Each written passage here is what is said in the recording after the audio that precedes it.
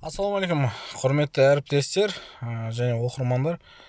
Онлайн мектепте бізде қазір сіздерге ТЖБ-ның онлайн мектептен алу тиімділігін көрсетіп өтейін. Және бұл ТЖБ, БЖБ жалпы онлайн мектептің статистикалық бөлімінде рөл ойнайды.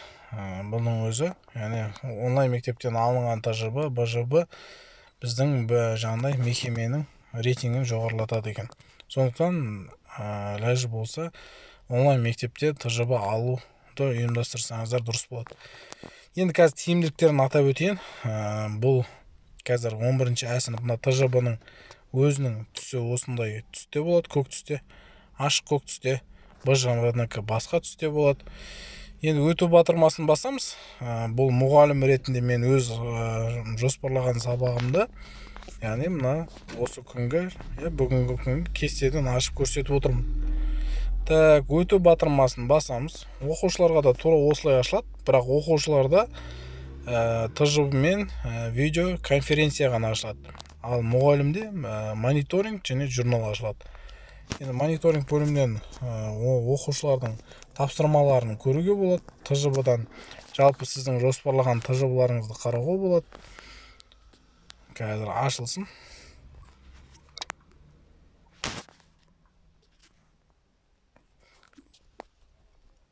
Жалпы ТЖБ-ны құрғаннан кейін тура осы оқушыларға да осылай көрініп тұрады. Бұны қазір көрсететін боламын.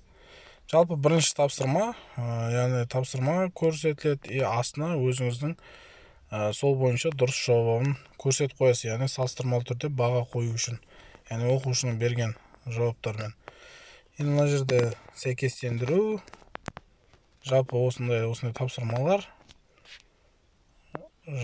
Осы тапсырмалардың берілген немесе жаңағыдай орындалып жатқан бақылау әрекеті мониторинг бөлімімен жүреді. Яғни сіз балаға тапсырма берген екен, оны сіз бір орында отыру арқылы бақылау жүргізесіз. Тапсырманың ашылғанын, ол тапсырма жүйелі жүріп жатқанын, яғни сізге жіберген не жібермегенін көре аласыз. Яғни тексеру бөлімі осы тексеру шыққанға дейін ол үдерісте тұрады. Яғни бала сізге жауап беріп жатқан кезде қай тапсырмаларды ашып жатыр, орындалып жатыр ма, орындалды деген осындай жасыл түстер көрінеді екен. Енді оқушы жауабын беріп болғаннан кейін мұғалімге жіберу әрекетін жібереді. Содан кейін барып оқушының жауабы мұғалімге көрсетіледі екен. Енді қазір тексеру батырмасын басамын. Осы тексеру батырмасын басқаннан кейін мен жалпы оқушының берген жауаптарын бағалаймын. Мынау астындағы сұрақ, астында оқушының жауапты толыққанды жауап берген, және мен өз жауабына жердегі негізгі дұрыс жауаппен сәйкестендіре отырып, ең жоғары балл, яғни қанша уақытта орындады ол тапсырманы, сосын қанша уақыт беріледі, оның барлығы жіктеп көрсетілген. Яғни мен мына жерде 2 балл деген берем. Яғни максималды 2 балл, ол 2 балл берем. Содан кейін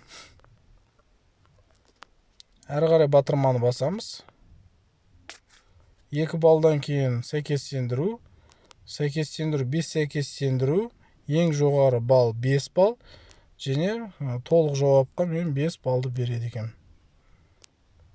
5 баллды берген екен, алға батырмасын басамыз. Келесі 3-ші тапсырма, бұл да сәйкестендіру. Сәйкестендіру 3 жауап дұрыс, бірақ ең жоғары балл 4 балл. Мен бұған 2 балл беремін. Әрі қарай жалғастыру батырмасын басамыз. Тапсырманың тиімділігін көріп жатсыздар ғой. Баланы автоматты түрде тез әрі жылдам бағалау әрекеті жүргізіледі. Келесі 3 балдық жүйе, бұл балдық жүйеде Ego порталында тұлғаны анықтау үшін орындалатын әрекеттерді белгілеңіз дейді. Мына жердегі нақты жауаптар 3 дұрыс жауап, оқушының жауабы, және мен негізгі дұрыс жауаптарды белгілеп қоюым. Яғни оқушы толық 3 дұрыс жауапқа да дұрыс жауап берген. 3 жауап 3 балдық жүйемен берілген. Мен бұл жерге балдық жүйемен 3 балын толық беремін. Ең жоғары балл. Сосын келесі тапсырма бұл жерде көп балалы аналардың жаңағыдай электронды үкімет порталында қызметтерін анықтау. қандай өтініштер жасай алады деген сияқты. Так, толыққанды жауап берген. 4 дұрыс жауап. Қосымша жауаптар қосуына болар еді. Жалпы 4 балл берем максималда. Енді оқушының балы автоматты түрде шығады бұл жерде. 25-тен 16-сына дұрыс жауап берген 7 балл. Енді қай тапсырмалардан 0,6, қай тапсырмадан 2,6 барлық дерлік көрінді, қойылды. Сөйтеміз дағына, мына жерде жоғарыда өтіп, мониторинг бөліміне өтеміз. Мониторинг бөліміне өтеміз дағына, журналды басып, балаға автомат түрде сол бағасын, яғни 25-тен 16 балл алды ма, сол 16 баллын қойып шығамыз. Яғни көріп отқандарыңыздай, онлайн мектепте ТЖВ алудың тиімділігі.